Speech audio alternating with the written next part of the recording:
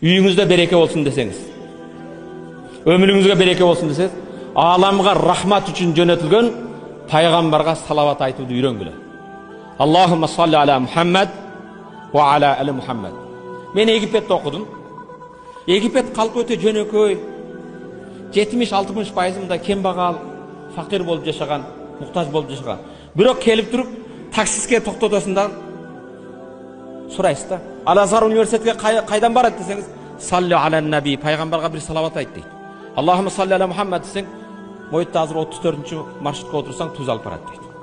Біреуге келіп, мұсылман бір туған саат қанша десең, салли аля наби, пайғамбарға бір салават айтын дейді. Аллахумма салли аля Мухаммад десең, 2-ге 10 минут қалды дейді. Әрбір емеді. Бұл пайғамбар саллаллаху алейхи вассаламға болған сүйігіз.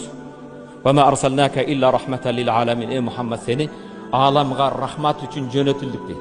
Бирок біз рахмат үшін келген пайғамбар жөнінде еш маалыматыбыз жоқ.